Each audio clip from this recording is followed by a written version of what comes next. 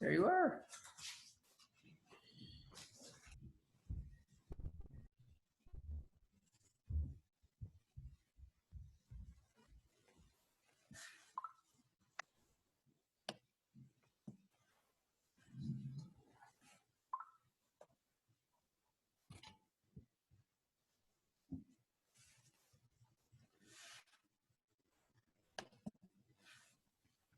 Okay, good afternoon. Welcome everyone. Thank you so much for attending our 3:45 panel of LASS.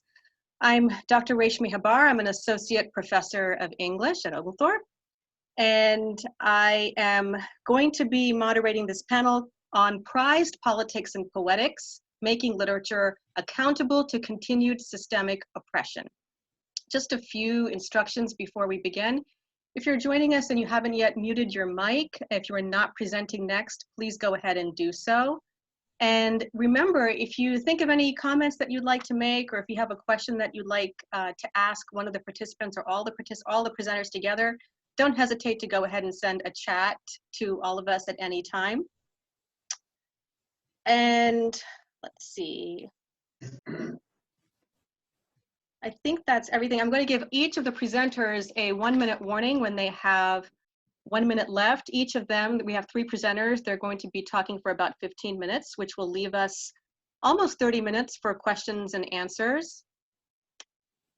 Finally, I will go ahead and give a personal note here. I am not responsible for any of the papers being discussed today or being presented today, but I have taught each of our fine presenters, and I would like to thank them for their efforts. I'd also like to thank Dr. Leah Alford for coordinating during a most stressful time.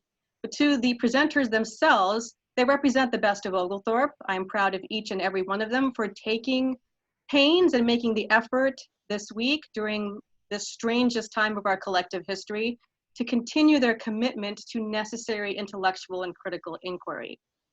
I'm going to be giving a bio of each of our participants right before they start their presentation. So I'm going to start now with Fernanda Stelzer Rodriguez. Fernanda is a senior, just about to graduate with a degree in English. She's an international student from Brazil. She's a part of the following organizations: Sigma Tau Delta, Omicron Delta Kappa, and Tri Sigma. She'd also like to point out that this presentation was done during Dr. Sarah Terry's contemporary literature class, which is going on right now. The title of her presentation is, and the winner is, American Life as Seen in the Pulitzer Prize for Fiction. Fernanda, thank you.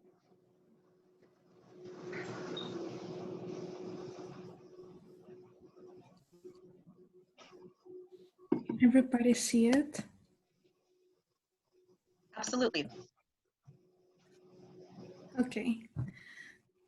So, as Dr. Orr said, I'm going to talk about the Pulitzer Prize for Fiction. So, first of all, we have to talk about the history behind the prize. It was named after Joseph Pulitzer, who was a Hungarian-born journalist. Many of his colleagues called him the very embodiment of American journalism, and he was famous for giving money from his will to Columbia University to establish prizes, and the prizes were an incentive for excellence. They were first awarded in 1917. And one of these prizes included the Pulitzer Prize for Fiction, which first was called the Pulitzer Prize of Novel from 1917 to 1947. And when it was first established, Joseph Pulitzer himself said that he wanted that award to be given to an American novel published during the year which shall best represent the whole atmosphere of American life and the highest standard of American manners and manhood. Over the years, there were a lot of changes about this tagline, which we'll see later on. And the current tagline for this prize is award for distinguished fiction by an American author preferably dealing with American life. There's a lot of debate about the literary awards because they're often called revered and reviled. This is because while these awards can give merit and recognition to books, winners, there's a lot of different opinions from the general public and the committee of these literary awards on how the winners are chosen. And the winners, they often influence required readings, course syllabus, and literary criticism. And while I was doing this presentation during Dr. Terry's class, I was asking myself is if there was a certain bias among the Pulitzer board and the jury in terms of choosing the winner. And because of that, I would like to I decided to do this presentation arguing that the Pulitzer board and the jury choose the winner based on their own definition that best suits the tagline of the award instead of what the public thinks about it. So first, let's talk about the eligibility. Who can run for the Pulitzer Prize for Fiction? It has to be a book that was first published in the United States the year before the award comes out. It has to be available for purchase by the general public, either in hardcover or paperback by a United States-based press, and the author must be a United States citizen. This means that any permanent citizens are ineligible, and any book that was first published in a foreign language other than English are not up to meet this criteria. Any other author that check all these boxes, they can either apply for Yeah, books because or I'm the on no published video. can apply their books for the award. So how is the winner chosen for the Pulitzer Prize? There is a lot of different talks about how this part of the process is established because it's a very secret process. But from what I could gather is that there are three juries. There is no concrete answer if it is one person per jury, if there is a group of people, but three juries, they read all the books they're sent to them, and they must come to a consensus answer on three finalists. Then they send these three books to the board, and the Pulitzer board has to read these three books, and out of these three, choose the winner. I would also like to point out that the Pulitzer board has the power to veto or overturn the choice of the winner if they don't come to an agreement. And that will be very important when I discuss later about past scandals. And so since during Dr. Terry's class, we talked about the literary winners from the 2019, I wanted to highlight the Pulitzer Prize Board from 2018 to 2019. While doing their backgrounds, I realized that a lot of them consist of journalists and academics. Important members that I would like to highlight are Elizabeth Alexander, That's our board. which I don't know if you guys can. Yeah, 18, She is the third woman in the brack from left to right. She's the current foundation's president. There is Lizzie Bollinger. He's the president of Columbia University. He's absent from the photo, but the president of Columbia University, they do have a role on the board on choosing the winners. And what I found interesting was Junot Diaz. He was the winner for the 2008 Pulitzer Prize for Fiction, and he was part of the 2018 and 2019 board. What I also found interesting was that there is 10 men and 8 women, so a very unequal ratio between men and women as being part of the board. And I do believe that not only in this year, but in past winners, this may have been a cause for some of the winners that were chosen in terms of biases. And so the winner for the 2019 was The Overstory by Richard Powers.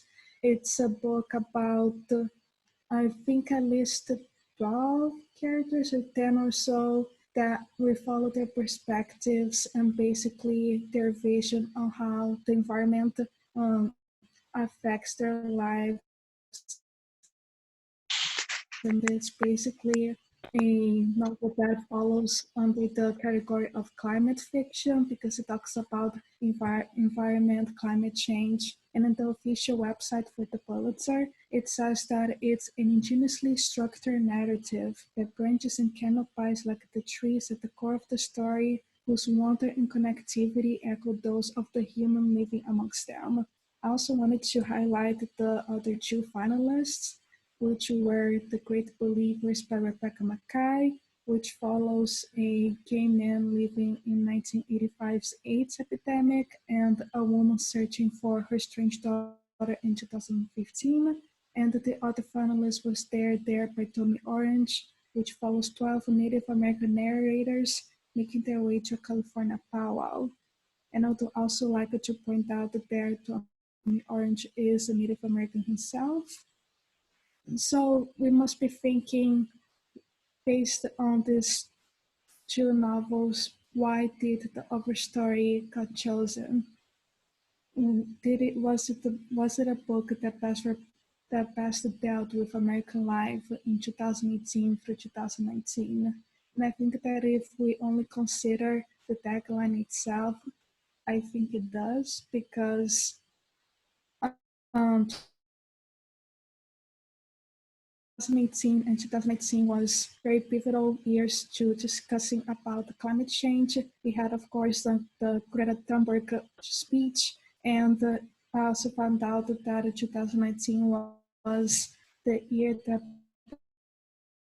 broadcast news paid the most attention to climate change. And I think that a book about basically characters following and having this realization of the importance of the environment and how they have to help and make activism about environmental life is important for the human life in general. It really speaks to having in being a book that dealt with American life, but it does not necessarily mean that it is a book that universally the American public agrees as being the best one. This is some data from the website Goodreads, which is a social media where people rate and review books. As you can see, in terms of ratings out of 5, The Great Believers is 4.21 as opposed to The Overstory. But I would also like to point out that the Overstory is the book that has the least amount of ratings and the least amount of reviews compared to the other ones. In fact, There is the one that has the most amount of ratings and reviews, which means that more people on this website read it, which is why it gives a lot of more contrasting reviews and possibly led to the overall rating being below 4. I also find it interesting that the Overstory has more reviews, like 7,000, as opposed to The Great Believers, which is 5,000. And I believe that is mainly due to the fact that after the announcement of the Pulitzer Prize, it got more attention. In fact, the Overstory, it did not even make the New York Times bestseller list when it was first published, which was around April of 2018. It only made it to the list in May of 2019, which was roughly a week or two after the Pulitzer Prize winners were announced, and it only stayed for over 2 weeks. And I know that you guys may be thinking, well, a social media for books and the New York's bestseller are not the most reliable sources to verify if a book fits the category or not for the main public. And while I agree with you, we also talked in Dr. Terry's class about the reviews of the book. And one of the reviews that caught the most attention for me was this one from The Guardian, which is basically how could the Overstory be considered a book of the year? And in this review, the author talks about how he didn't like how in the story, three of the main characters had no use whatsoever, just there for the sake of it. He also criticizes the amount of melodrama and how in the end the novel did not plot anything to the readers. And while it may seem like it's his personal taste, we can't say that it's the overall truth. I think it says that the over story, just like any possible book that win a literary award, is very it can be a hit or miss for everybody, and but it also shows that as seen, it was not a book that was on the radar for the general public. And another aspect that I think it's important is when I mentioned earlier about the board and the ratio between men and women, I wanted to look more in past winners. And so I did two graphs. This first one is about the race and ethnicity of past winners. As you guys can see, with no surprise, the majority were white people. I also found it interesting that there so far have been no native Hawaiian winners and very few minority winners. And in terms of gender, more than half of past winners are male compared to female. And the other interesting graph that I happened to stumble on the internet, this is a graph from the winners from the Pulitzer Prize from 2000 to 2015 in terms of the gender of the author and the target audience. And the one that has the most is male authors writing about men and boys. And then what I also found interesting is 1 that minute, even though Fernanda. there are okay, even though there are women authors, they talk about men and or both, and there's hardly any books about the male authors writing about women. Some of the past scandals in 2012, there was the scandal that there were three finalists and they couldn't decide on a finalist if it's the accused for being a book about socialism and communism. Gravity's Rainbow was vetoed by the board for being obscene and overrated. And the most famous one is Main Street by Sinclair Lewis, which was overturned by the board because it was a satirical portrayal of a small American town. And a lot of the public did not like it because they thought that it fit the tagline, but then the board to justify themselves said that the tagline was wrong, that it is a prize that best represents the wholesome atmosphere, and because it was a satire, it did not fit. The author who won the award of the year criticized, and Sinclair Lewis won in 1926 the award, but then he refused, saying that all prizes, like all titles, are dangerous. The Pulitzer Prize for novels is peculiarly objectionable because the terms of it have been constantly and grievously misrepresented. So in conclusion, I think that the past show disagreement offers, and even today, not many people agree with the choices by the Pulitzer Board. And I reached the conclusion that depending on which events shaped the year that the award takes place, the board chooses the books that best fit their vision of the criteria instead of the general public's opinion. And that is my presentation.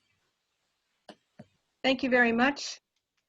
Once again, Fernanda Rodriguez with her paper, and the winner is American Life as Seen in the Pulitzer Prize for Fiction. Next up, we have Danny Lindmeyer.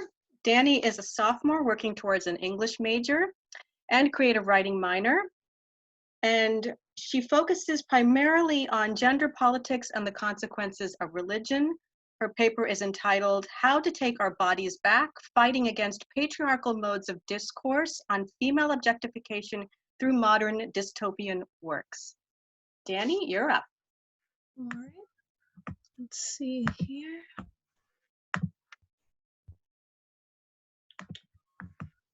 Can you see the slides or? You can see them. All right. Hello, my name is Danny Lindmeyer, and my presentation, as Dr. Havar has stated, is entitled How to Take Our Bodies Back, Fighting Against Patriarchal Modes of Discourse on Female Objectification Through Modern Dystopian Works. Before I move through this presentation, though, I must first explain what I mean by patriarchal modes of discourse, and for that, I must turn to Foucault. In Foucault's History of Sexuality, he argues that various institutions were able to turn sex into an illicit act simply by controlling the discourse concerning it. Granted, I will not be discussing sexual deterrence today, but this argument is relevant because in it, he provides a recipe for power. This recipe is simple. Control the discourse. Express your viewpoint to the public frequently, and employ various forms of discourse in order to strengthen and normalize your viewpoint. Most importantly, limit the discourse of those you wish to silence. It is the same recipe that the patriarchy has used in order to oppress women. They have used discourse, especially through writing, in order to promote the patriarchal system.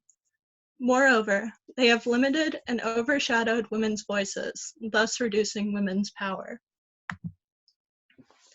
With that in mind, more and more women have realized that they must employ discourse and write in order to regain power.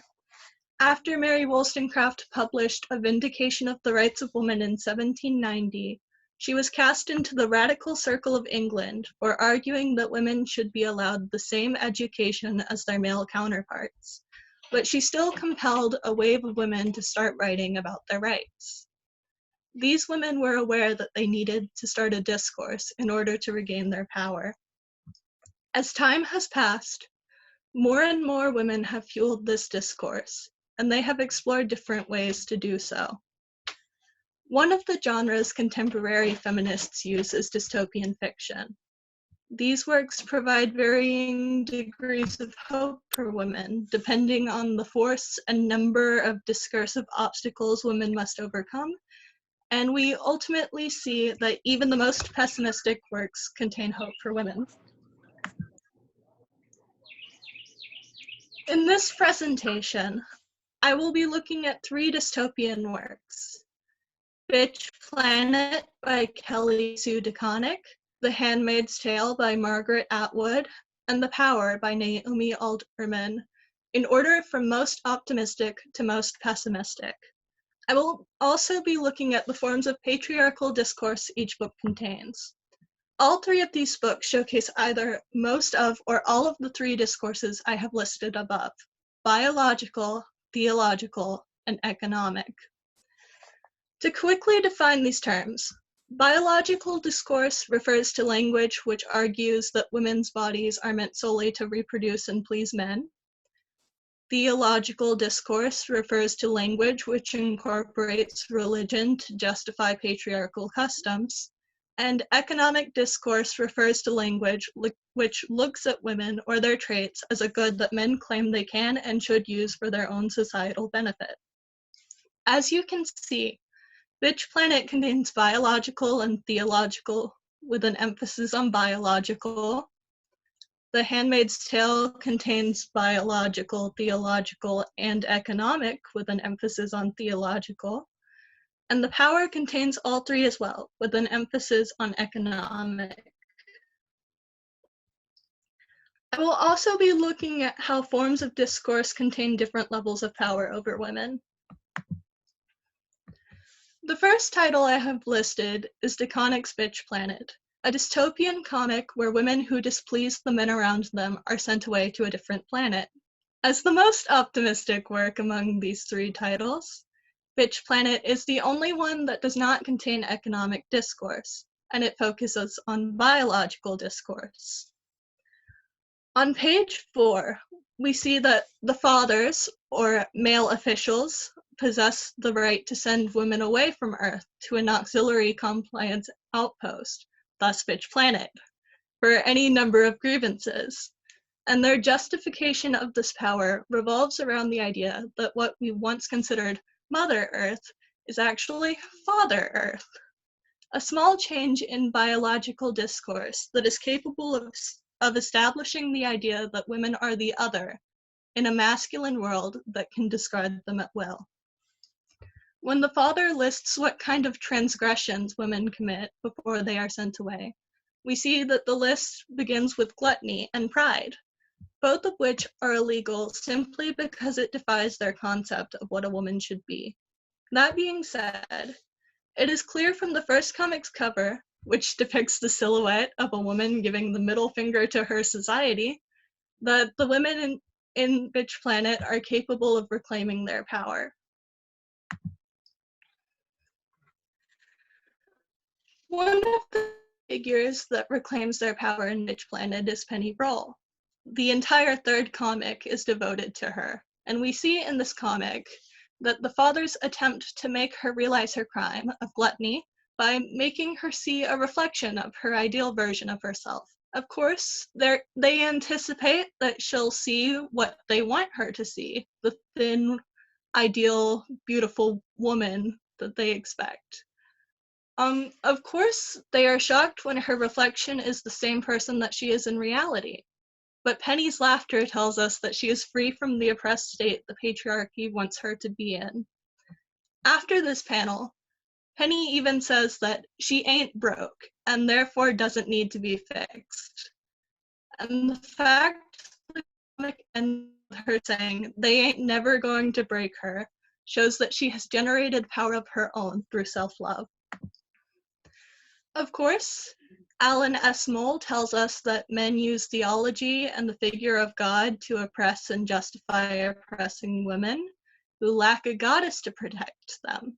And we see that even in the one scene in Bitch Planet that also draws upon theological discourse, it becomes increasingly difficult to resist oppression. In this scene, Marianne Collins is told to confess her sins and ask for forgiveness shortly before she is murdered. In this moment, then, Marianne Collins is essentially told that her lack of compliance to her husband is a sin, which suggests that she has not only displeased her husband, but a higher power as well. Of course, we see here that this coupling of discourse allows theology to reinforce biological prejudices against women. Margaret Atwood's The Handmaid's Tale, which portrays the fictional society of Gilead as a place where women who are still capable of reproductivity are forced to birth the children of wealthy barren women, is an excellent example of the power of this coupling.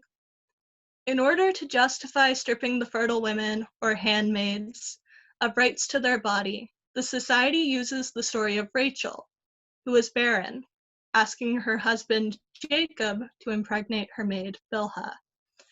On page 219, the commander tells us that the handmaids will fulfill their biological destinies in peace, and Atwood even shows us that women often buy into this system that removes their bodily rights. These women are known as believers.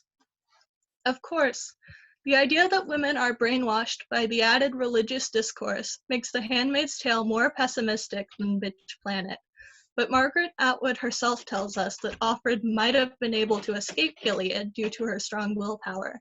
Therefore, Atwood offers the story in what she herself calls an act of hope. The final book I will turn to is Naomi Alderman's The Power, which tells the story of women developing a skein or organ that generates power within them and manifests it into electrical energy they can use to fight back against the men who oppress them. In The Power, she does not explicitly portray biological discourse, but she still tells us on page 17 that a girl alone gets into an argument with a man who wants to have sex with her, and he pursues her even after she rejects him, meaning he feels like he has authority over her body.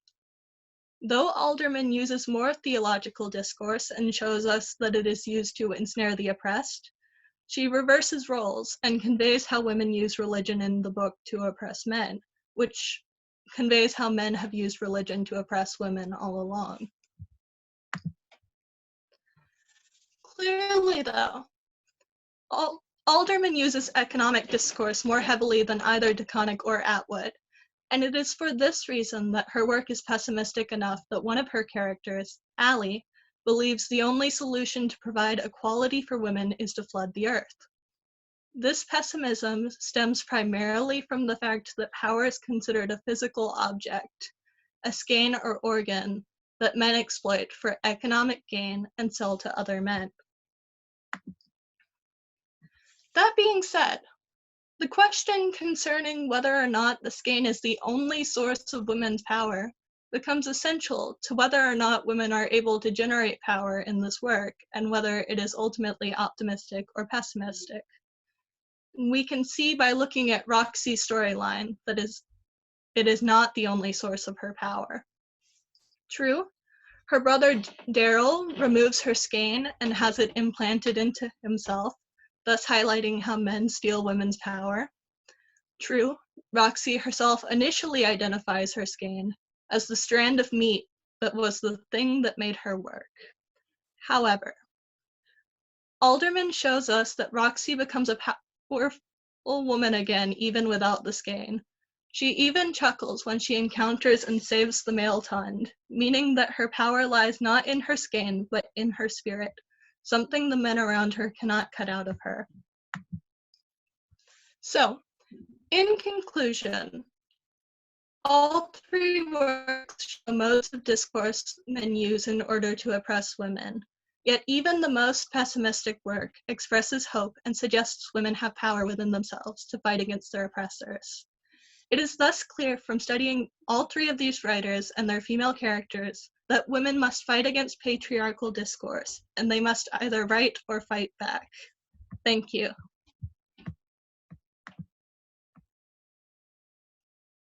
Thank you very much, Danny. Again, that was Danny Lindmeyer with, I feel like a DJ, How to Take Our Bodies Back, Fighting Against Patriarchal Modes of Discourse on Female Objectification Through Modern Dystopian Works. Our last presentation is by Olivia Kelly. Olivia is a junior from Oak Ridge, Tennessee, studying politics and English. She has been a Senate intern for Johnny Isakson, served as vice president of Chi Omega, and currently serves as a senator and diversity liaison for the SGA at Oglethorpe. Additionally, Olivia is a United States Air Force trainee. So Olivia, take it away. All right, so I am less technical savvy, so you guys are just gonna have to listen to what I have to say with no pretty pictures. But I'd like to first talk about who the real star of my presentation is, who is W.E.B. Du Bois. And so through being here at Oglethorpe University, I have been especially intrigued by the emphasis and effectiveness of literature on African American political movements. And so through studying several prominent Black activists of several eras, the sentiments of W.E.B. Du Bois has resonated with me in terms of solutions to what I believe to be one of the most crucial obstacles to Black success and appreciation in the 21st century, which is fragmented integration of the United States educational system. So for those unfamiliar, W.E.B. Du Bois is an integral voice in Black progress. As the first African-American to earn a PhD from Harvard University in 1895, Du Bois effectively became a voice of hope for Black society. Entering the world of sociology, Du Bois effectively became the first person to publish a case study on African-American community called the Philadelphia Negro, a social study of 1899. Following public criticism of a fellow activist, Booker T. Washington, Du Bois rose to prominence and published his seminal work in 1903, The Souls of Black Folk, which is a culmination of 14 essays which address the social inequalities hindering the Black community. Only 6 years following the publication of The Souls of Black Folk, Du Bois co-founded the National Association for the Advancement of Colored People, or more commonly coined the NAACP. For the remaining 50 years of his life, Du Bois was involved in many political movements, taught at universities, and continued to write about the Black struggle. Though almost a century removed from Du Bois's most prominent literature, his contribution to the Black voice remains integral to the progress of Black America and a shining light for the liberation of Black voice through education. And so to my essay, Nearly a century past the original publication of some of W.E.B. Du Bois's most controversial literature regarding the problematic nature of segregation, his sentiments bring forth a staggering and arguably silenced perspective on the seemingly halted progress of integrated education in the United States. While the brick and mortar of educational facilities cultivate the physical presence of diversity protected by legislation outlawing discrimination, the deterrence of marginalized voice in academia illustrates the lingering enforcement of segregation in American education. As students in the 21st century routinely consume a majorly white canon featuring notable authors such as Shakespeare, Kant, and Hemingway, it is irresponsible to neglect the forewarning of one of the greatest thinkers in history. Published in the Journal of Negro Education, Du Bois drafted a highly radical piece titled "Does the Negro Need Separate Schools?" in 1935 that exposed how it is popular to, quote, try to deceive ourselves into thinking that race prejudice in the United States across the color line is gradually softening, and that slowly but surely we are coming to the time when racial animosities and class lines will be so obliterated that separate schools will be anachronisms. Indeed, a century later, the denial of adequate representation of oppressed voice riddled the general education of nearly every institution of higher education in the United States. A 2015 study of 525 US schools by the National Museum of African American History and Culture, or previously known as the Association of the Study of Negro Life and History, details that many K-12 educators are constrained to expand beyond local or state standards to appropriately teach, quote, elementary elements of Black history in every historical era. More shockingly, the same study revealed that on average, only one or two lessons, or 8 to 9% of total class time, is devoted to Black history, end quote. In the face of baseless claims of inadequacy and misalignment, the dissension that fueled the Jim Crow era proves to be more applicable to academia than hesitantly acknowledged. Though Du Bois's yearning for the physical, sympathetic touch between teacher and pupil of the Black race has legally been achieved and certainly demonstrated in many circumstances, his plea is partially unresolved. The need for this touch to extend to the Black pupil's surroundings and backgrounds and the history of his class and group on the basics of perfect social equality has been disregarded as an unimportant feature of education, both through verbalization of educators and the conveyed messages of selected literature in general education. Time and time again, educators of all degrees have presented a misunderstanding or omission of Black literature, leaving students of color to pursue educating themselves of their own equally commendable race. This injustice of representation fosters a new form of educational segregation, where the sufficient learning of Black thought and advancement is combined in the homes of Black America. This phenomenon can be conceptualized as the Association of American Colleges and Universities reported that of 196 colleges and universities, only 34% had a multicultural general education requirement, 33% offered coursework in ethnic and women's studies, and 54% had introduced multicultural material into their departmental course offerings. Unaware of what the culmination of the eradication of Jim Crow policy and the might of the civil rights movement might bring, Du Bois lacks a detailed emphasis of what the ideal integrated educational system curriculum could contain. However, implications from his discussion of the state in the early 20th century provides a substantial assumption. In a lesser-known draft titled Racial Segregation with Special Reference to Race in 1936, Du Bois details his educational experience. Quote, I know that my own education has been broader and fuller because of the varieties of human beings with whom I have sat in classrooms with. The finest and broadest education can only be brought up through such many-sided contacts, end quote. Understanding that rebuttals may suggest that the presence of people of color in education is sufficient, Du Bois often interjects that, quote, Negroes must know the history of the Negro race in America, and that they will seldom get this in white institutions. They ought to study intelligently from their own point of view the slave trade, emancipation, Reconstruction, and present economic development, end quote. Undoubtedly, Du Bois would encourage the inclusion of the civil rights movement, mass incarceration, the rise of Black entertainment, police brutality, the Harlem Renaissance, and other prominent historical moments of the Black race in education. In a recent study following the impact of diverse curriculum on students, the Stanford Graduate School of Education tracked the progress of over 1,000 high schoolers in California throughout 2010 to 2014. These students were involved in a pilot ethnic studies course, which quote, examined the roles of race, nationality, culture, and identity in courses such as history, English, and mathematics. The researchers found that attendance for those encouraged to enroll in the class increased by 21 percentage points, GPA by 1.4 grade points, and credits earned by 23, end quote. Surprisingly, strong effects on the GPA were specific rises in math and science courses, opposed to the anticipated rise in language arts and history. Overall, Stanford's research supported the integration of diverse curriculum in conjunction with the national drive for science, technology, engineering, and mathematics initiatives. Though the importance of academic growth is immeasurable in Black communities, perhaps the most invaluable result of said implementation is the reported increase of self-worth of students of color. In a surreal callback to Du Bois's remarks regarding segregation, the topic of self-worth proves to be integral to Black progress. The message of Du Bois's literature often presents challenging thoughts that send lingering moments of reflection, riveting the minds of readers. This thought for the Black reader often occurs as they digest the truth of lack of self-worth as a hindrance to Black academic progress.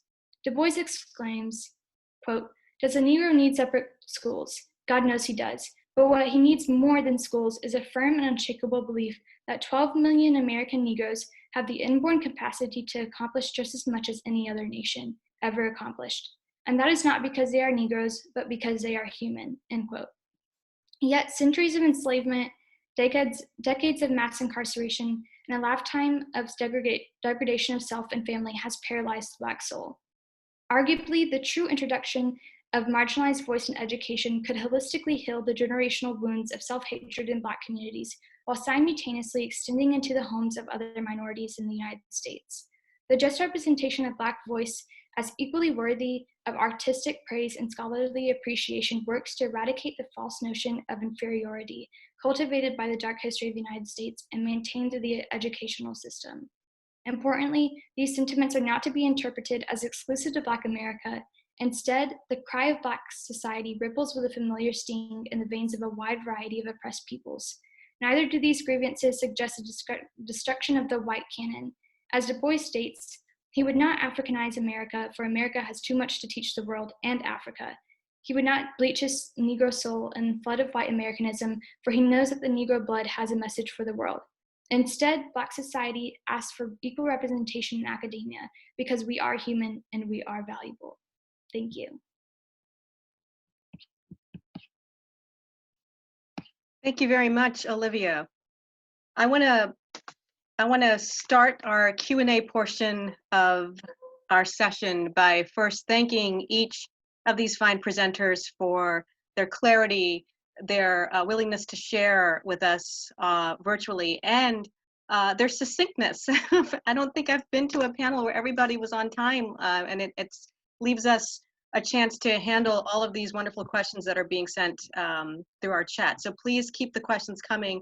What I think I'd like to do first is do an individual question, one individual question for each, and then maybe do some collective questions and come back to individual questions, if that sounds good for folks. So I'm just going to go in order of our presentations. We've got a couple of questions here for Fernanda. The first, I think from Eli Arnold. I think you might have sent a couple, Eli. And one of these is about whether or not, Fernanda, have you noticed better representation in terms of diversity for other prizes? Maybe you talked about this in your class versus the Pulitzer. If the Pulitzer is not doing such a good job, or if it's so contentious, are there other equivalent awards that are maybe doing a better job? This question again is from Eli Arnold. So we have talked about it in class. So the main point of Poetics class is that each one of us has a different literary award that we present.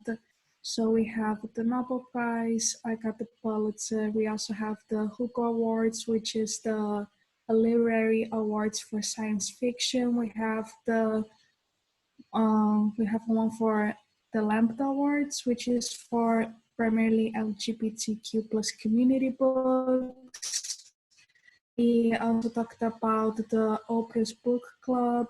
There is also an awards for only books written by women. And we realized that in some of them, depending on how recent they have been established, there are some that has certain scandals concerning like their picks. Others have not, but I think that as more literary awards are being created with the notion that these more older ones have been not that much diverse, I think it is like a progressive movement to like allow more specific awards to allow everybody be represented instead of being the same kind of offer, the same kind of topic being awarded over and over again. Thank you, Fernanda. So we have a couple of questions for Danny as well. And again, don't hesitate to keep sending questions to these presenters either individually or collectively at the chat. I also want to, before I get to Danny's question, I want to thank all of you for attending, all of you that are sort of dropping in, dropping out, or just here to support the presenters or support Oglethorpe in general. It really cheers me in this time of mass social distancing to see so many of us here to support our students. And on that note, I also want to say that there was a chat from our incoming president, Dr. Nick Ladaney, giving props to all of you presenters and to the coursework behind it. And he said that he would be popping in and out as well to support us. So, question from Dr. Ibrahim Begovic. Danny, do you think that this type of literature about women's oppression is currently being gaslighted in wider cultural discourse? That's really interesting. I would argue that it has, to a certain extent, been gaslighted. Of course, the concept of feminism itself is constantly being gaslighted, as we see. Like, I was scrolling through YouTube comments about a week ago, which is never a fun place to be in a video, and it was something. I can't remember what the video was, but at one point they were talking about feminism, and they were just like bad-mouthing it, and one person was like, feminism's trash, and another person was just like, not all women are feminists, so we're not all that bad. And I was like, what do you mean you're not all that bad? So I think, generally speaking, I know that's a general answer, but I would definitely argue it's been gaslighted. Well, I'm going to go ahead and throw in the other part of that question that Dr. Ibrahim Begovic is referring to, and that's an earlier question from Eli Arnold about whether or not the graphic novel genre itself is allowing the issues to be brought more palatable to the mainstream. Right.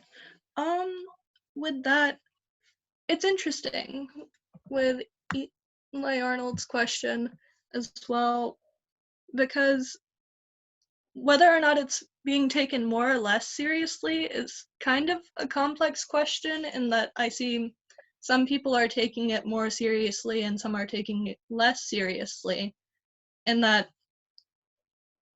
those who take it less seriously view it as just this comic and therefore not a literary enough piece to prove its points. And many people have considered it just a vulgar rendition of feminism. And there are only like 2 articles about it on Galileo from what I can tell, and I can't tell whether that's just because it's come out in the past few years or because it's not receiving very much attention. I do think it's interesting though with the comic layout specifically though, because Connick herself stated that she wanted to use this layout to represent feminism, since comics are typically considered masculine and they are typically misogynistic in nature in how they portray women. Okay, thank you very much, Danny. Our first question here for Olivia, or one of the first questions here, I think is from Justice. I don't know if I'm reading the handle correctly. My first question is for Olivia. To what extent do you believe that legislation on the federal and/or state level can remedy How is this to be balanced with institutional choice, if at all? And then props for excellent presentation.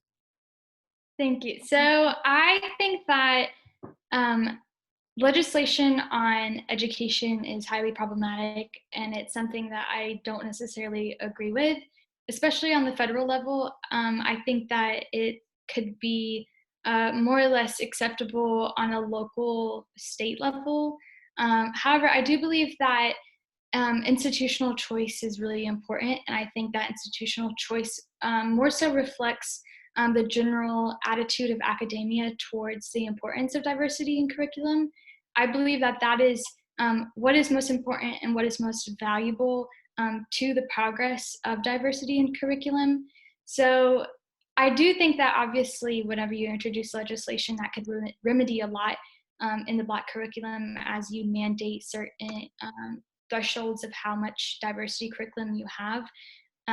However, I don't think it remedies the self-worth, and I don't think it remedies the general attitude and the existence of appreciation of Black literature. And so I do believe that Black progress in institutional education through diversity in the text really does sit and is controlled by institutional choice. Okay.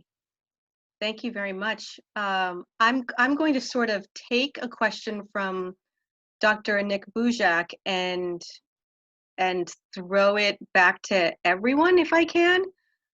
This question is specifically directed to Danny. I'm interested in the question of hope in these dystopian works. It strikes me that Atwood provides a much more pessimistic account of hope and empowerment in her novel than the Hulu version of the show provides. Do you think optimism is necessary for dystopian works to have political power? So that question is specifically about, right, the dystopian fiction genre for you, Danny. But I was wondering collectively, in all of your presentations, wondering whether you could speak to hope and/or solutions that you are seeing or maybe are being hinted at. So for example, Fernanda, this is probably a repeat of the earlier question that was asked of you. Is there an instance of infighting being overcome? Did you come across in your research on the Pulitzer of a text, for example, that was overwhelmingly both an instance of representing a lesser known identity and something that was unanimously agreed on by the committee? Danny, do you see hope? I'm sort of adding to Dr. Bujak's question here.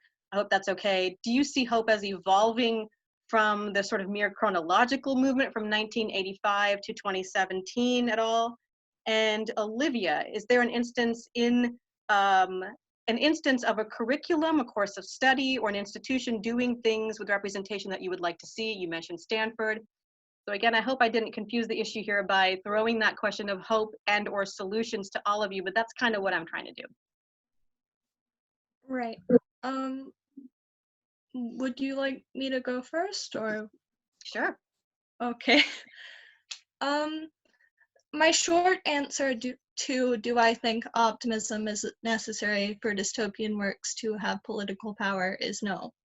My long answer is I'm not overly familiar with the Hulu version of The Handmaid's Tale, to be honest. I've only had a chance to see the first three episodes, but I would agree that it's already optimistic than the book itself. I think that for the most part, most of the dystopian works that I've looked at for my research provide some optimism even within their pessimism, especially during this time period.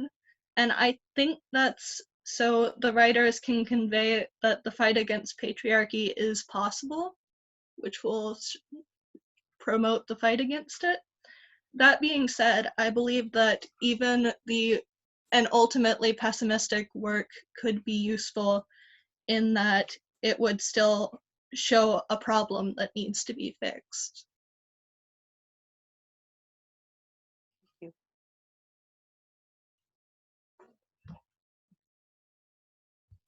I can answer next. So for your question for me about institutions that are already doing amazing things with diverse curriculum, I think it's a different question if you're asking it from the K through 12 educational system or higher education. And so for K through 12, where there's already mandated curriculum, so like with common curriculum and whatnot, I do believe that there are some institutions, so it's usually in California. California has some really amazing K through 12 situations where they have mandated a certain percentage of diversity that has to be taught in the school systems. But that's very different, and it obviously does change by state. But California seems to be doing a really good job at that.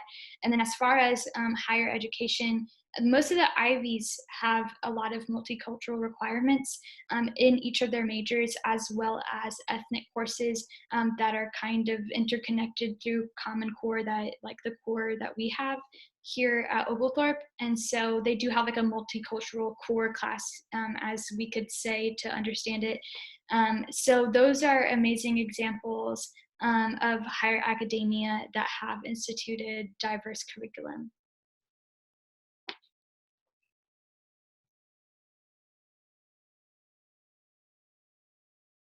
So in terms of the question being asked for me, I think it's a little bit more complicated because everybody has a different opinion about books in general. It's very hard to have a universal consensus answer on which book is the best. But I do believe that when it was chosen, it was fairly high praised than others. What I can think right now is probably Beloved by Toni Morrison, especially when we discussed in class about how I believe it was the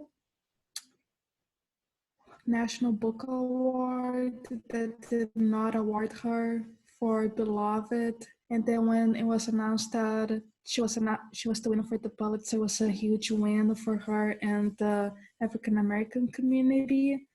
But I think that we still have a long path to have a winner that everybody agrees with, especially with a tagline that is very especially with a tagline that is very strict, as well as with the eligibility criteria, because I do believe that not a lot of people can access paperback, hardcover, regards to financial or any other reason. And of course, you have to be a United States citizen. So any writer that is in the process of getting the citizenship but has like many beautiful books already published, they can't run for the award because they're not considered citizens yet. So it just limits even more the winners. But I think that as long as people are promoting diverse writers and just praising and bringing awareness to any book that is relevant to our times, I think it can come to the decision of the board. And depending on who consists of the board of the Pulitzer, I think eventually we might come to an agreement of a winner that will be considered like the best that have dealt with American life universally instead of just for a specific group. Thank you. Thank you for that, Fernanda, and all of you. There are some more individual questions, but I wondered if I could just throw you all one more collective question before moving to any of the others that are sort of trailing in the chat. My question is, if any of you, in the process of putting this paper together and or writing the research paper that it came from, has this research opened up, shed light on any possible career trajectory that you may not have considered before. Some profession that maybe you hadn't thought about, or a new path to a profession you had thought about, for any of you.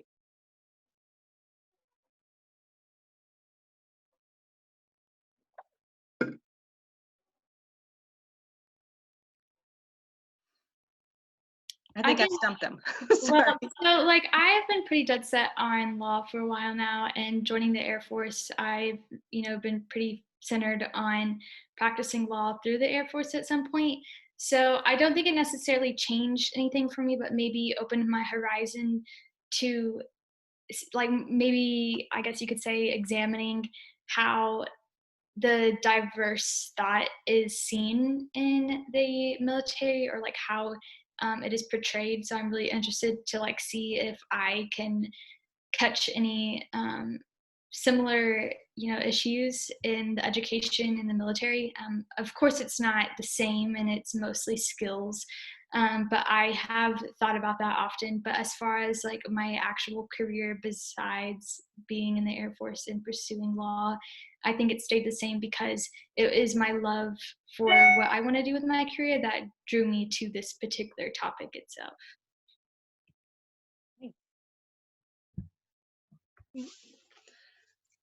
Things haven't really changed for me that much. I've wanted to be a writer since I was like 7 years old, and part of this presentation talked about how important it is to write and fight back against depression, and I feel like it has shown me that I can use my writing to deal with these topics, but ultimately it hasn't changed my career path. So.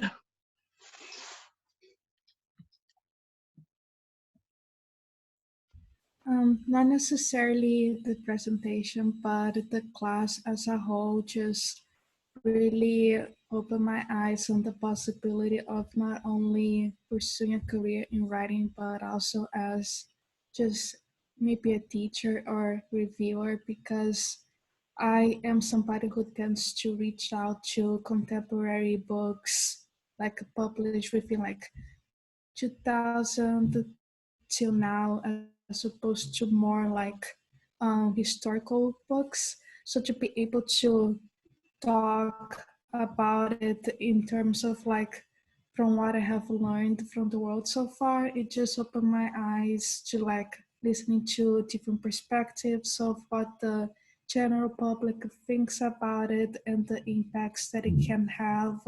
And it also showed me of like also how important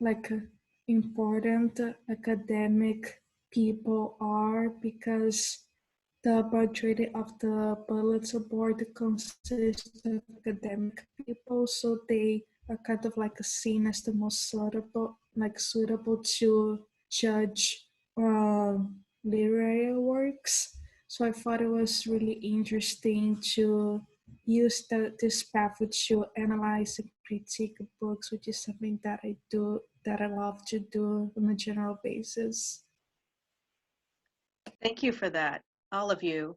I actually, Fernanda, have another individual question for you. This is from Jen Ramirez Soto. Fernanda, what type of impact would you predict if the prize were open to non-US citizens?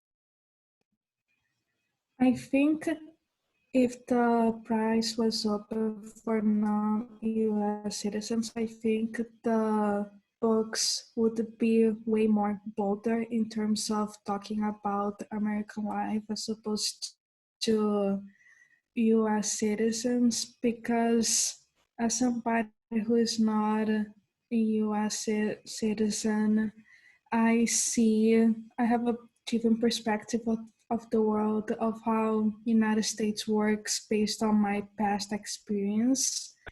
And it reminds me a lot of the book that we read for your class last semester, Dr. Hippo Americana, because I related that a lot, because it was about an immigrant coming to America, and just the fact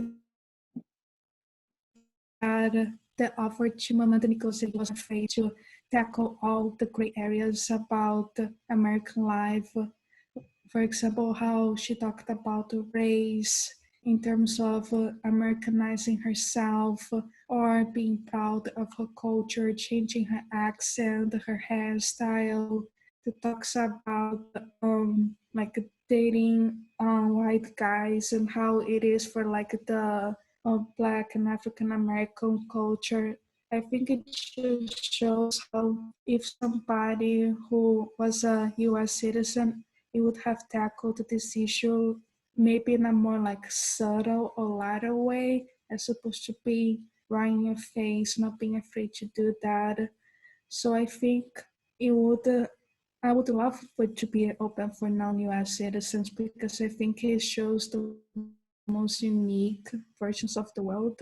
But I think but I think because they are not necessarily born or citizens yet, we don't have. It's kind of like we're not yet suitable to be considered American yet, even if we have lived here.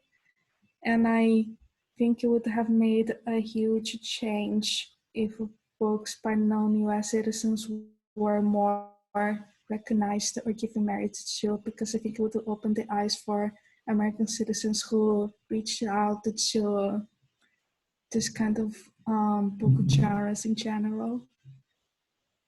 Thank you. So I've got time for one more question, and I'm going to once again repurpose an individual question and ask it of all of you. This one is an early question sent by Eli Arnold for Olivia. And he asks, Olivia, why do you think academia is so much slower to change than the general society? And I was really struck by that question because I think one of you just said something. Oh, I think Fernanda said something about noticing how important academia is to the composition of the Pulitzer Committee. And I think we like to pride ourselves in academia with actually getting stuff done that eventually trickles down to mainstream society. So I was really struck by our director of the library thinking that perhaps we are the problem. So I was just going to just generally throw that out to all of you in terms of what you think in general. It may not necessarily have to do with your specific projects today, but do you think academia in general is moving more slowly than mainstream society in terms of prizing the right politics, poetics, whatever those might be? So to like address the question for my own presentation, I believe that the issue really in academia about diversity in curriculum, I think the issue stems in the fact that those who have a personal stake in this, so people of color, aren't always the people who are in the very top of academia. So they aren't the ones who have PhDs, they aren't the ones who are in the administration, so they don't really have as important or valued of a voice in those settings. Therefore, they don't have as much weight. So I think that that is where the bulk of the issue lies. And then from there, you have to kind of have this trust or expectation that those who are not people of color will believe that your voice is important and that it's as important as yours. And so you can't always expect people to do that for you.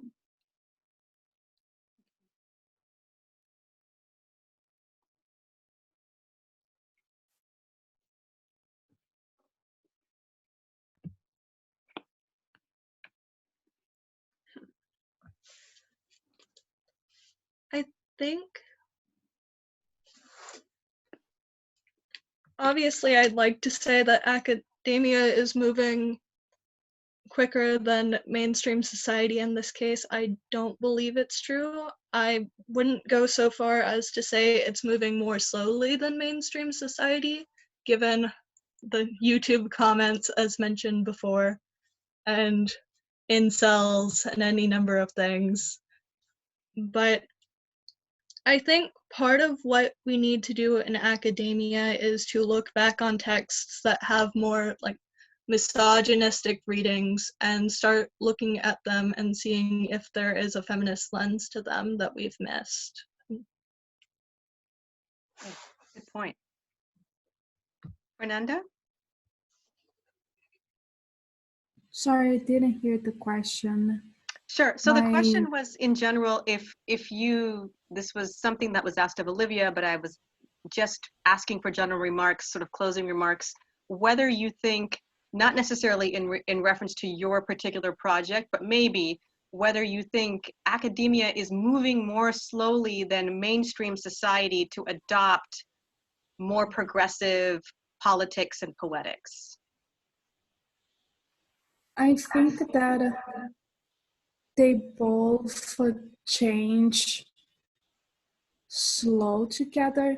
I am currently in the Mercer Dual Program for Education, and in one of the classes I was asked this question about if society influences education, if it's the other way around. And we reached the conclusion that both change each other. So if something in society happens, it will affect education. And it just shows clearly with um, the change of curriculum, how it was mainly to prepare people for um, working for industries when the industrialization was going around, how long it took to allow women to pursue higher degrees, as well with the segregation with minorities. So I believe that it's a matter of which place is the first one to make changes, because we can't expect the whole society to agree that we should change education and nothing happens, or if the whole education system decides to make a difference but it doesn't change the vision of society. So I think it should be something that comes hand in hand with both of these areas, since they had influence. Thank you so much. That's extremely thoughtful. I want to thank all of our participants, Olivia Kelly, Fernanda Rodriguez, and Danny Lindmeyer, for your fantastic participation today. And I also want to again extend my thanks to all of my colleagues and all of so many students that I haven't seen in so long, and our staff at Oglethorpe for supporting all of these students today. And I wish you a happy weekend and enjoy the rest of LASS. Thank you all. Thank you.